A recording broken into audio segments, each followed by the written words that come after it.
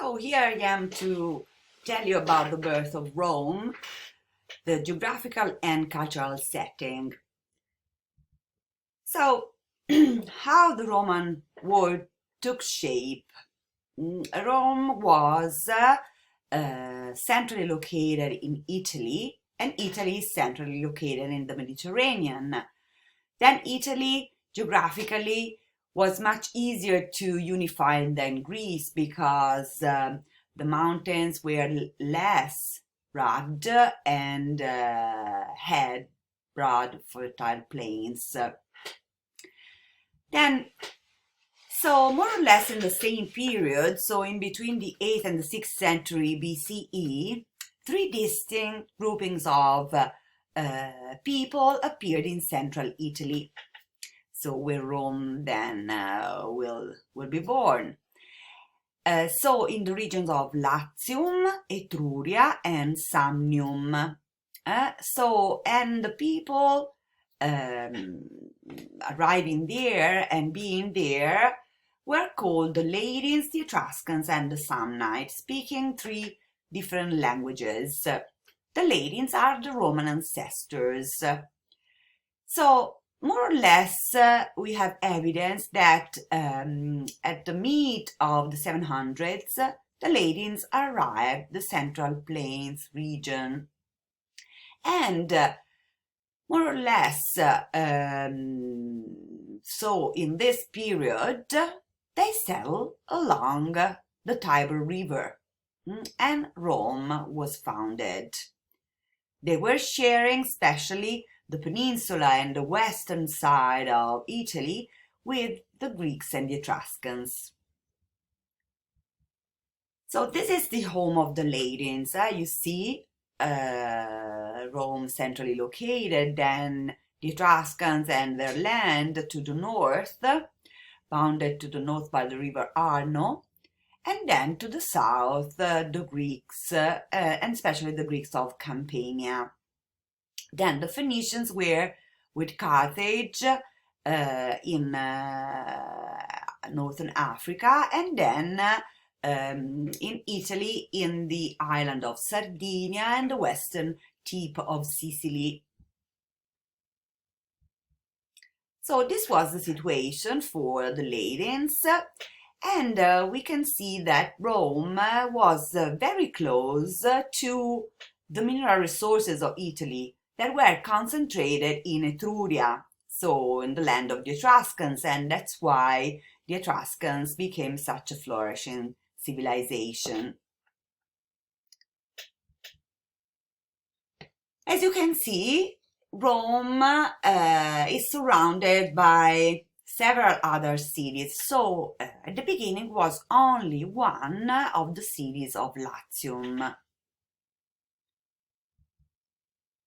And for the development of Rome, the region of Lazio and the region of Etruria, so the Ladins and the Etruscans, were crucial and making Rome an autonomous and then independent city-state.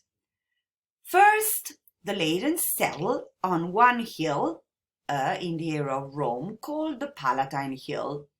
They were shepherds and herdsmen.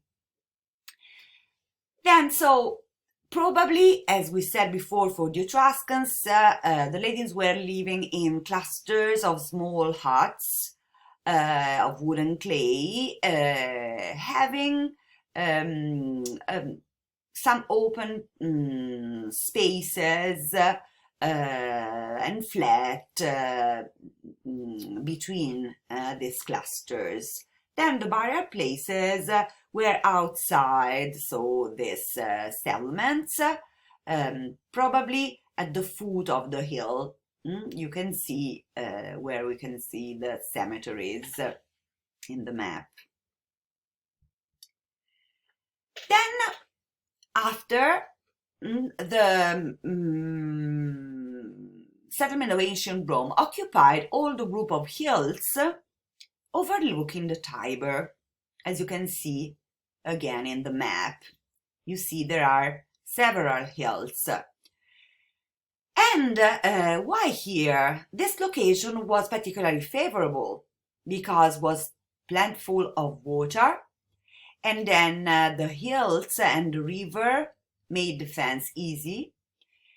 And in general, the site was very strategic because the sea was very close, and these hills were overlooking the shallows which constituted the most convenient point for crossing the river as it neared the sea, and so controlling the main route along western Italy in between Etruria and Campania.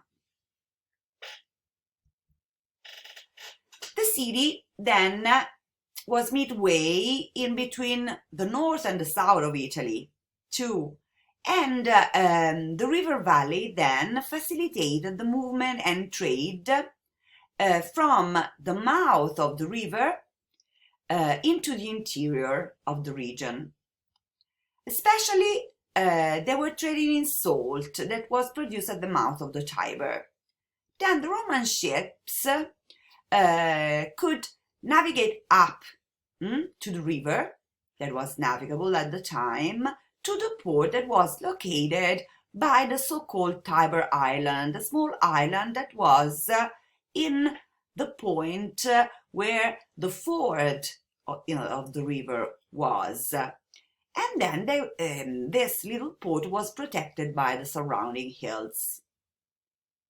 So here we can see that along the banks of the Tiber, near the island, here you can see the island, the plain gave access to a small plain gave access to the river ford. This plain then will become the so-called Forum Boarium, so the chief market and harbor of Rome. Here on the right you can see a reconstruction of the market and of the small harbor.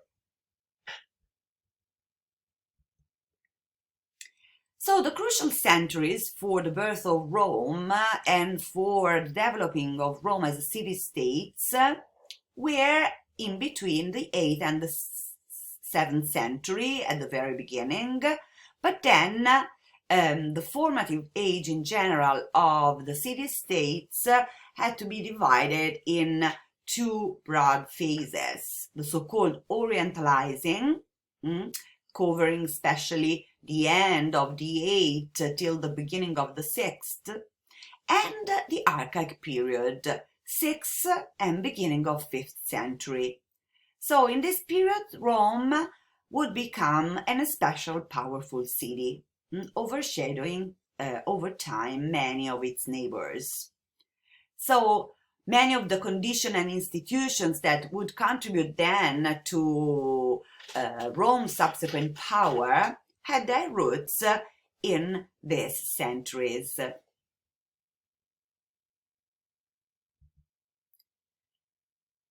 Rome was to the very south of Etruscan territory. So there is considerable evidence that early Rome was dominated for a while by the Etruscans until then the Romans started to conquer Etruria. According to later historians, writing a long time after, so the time of the foundation, the city of Rome was founded in 753, probably by local Ladins and Sabines. You can see the names in the map in central Italy, and then was ruled by the Etruscans and by three kings of Etruscan origins from the very end of the 7th century. But after the expulsion of the last of the Etruscan kings and the institution of the Republic in Rome, the power of the Etruscans declined and Rome began the unification of Italy. This process then reached the final stage in 89 BCE. Why this exact date? Because in this date, the right of Roman citizenship was extended throughout Italy. So, with the consequent diffusion of Roman institutions and Latin language and culture all over Italy, from the very north to the south.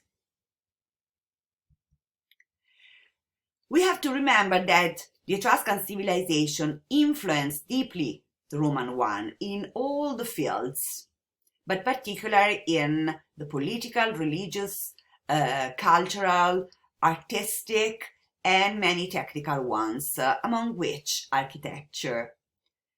So let's see very important Etruscan influences. For example, the Etruscans passed to the Romans the way of writing via the Greeks. So they both adopted the Greek alphabet to write down their languages. Then the Etruscan kings brought in Rome symbols of power that will remain during time. The fasces, the symbol then of the fascist party in Italy, was a symbol of power. And then this special folding chair used by the kings traditionally, but then by the most important magistrates during the later period of the Republic. Then the toga and clothing in general, and probably the name of the city itself has probably Etruscan origins. So let's see technical influences. Architecture, especially religious and domestic architectures.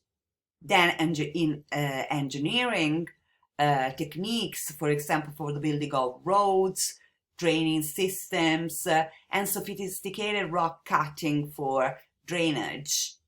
Then the use of arch, that then was used for bridges, tunnels, and gateways. So the Etruscan and the Romans were the most important civilizations in central Italy in the first millennium BCE. They both extended their power in all the Italian peninsula and around the Mediterranean in turn, for sure. And they were both great civilizations based on the institution of the city, which rose in a parallel way, and at the end they became totally integrated. So the Romans englobated the Etruscan civilization.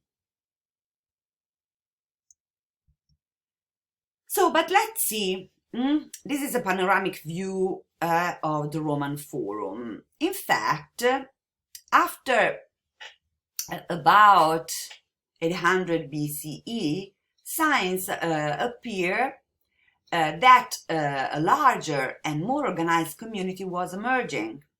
That's why we say that the foundation of Rome occurred more or less at the mid of this century.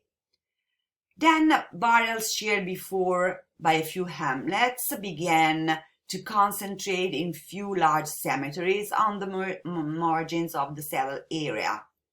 And from the middle of the 7th century, the Romans began to transform the valley separating the hills into the great civic and religious center of the city, the so-called Forum Romanum, the Roman Forum.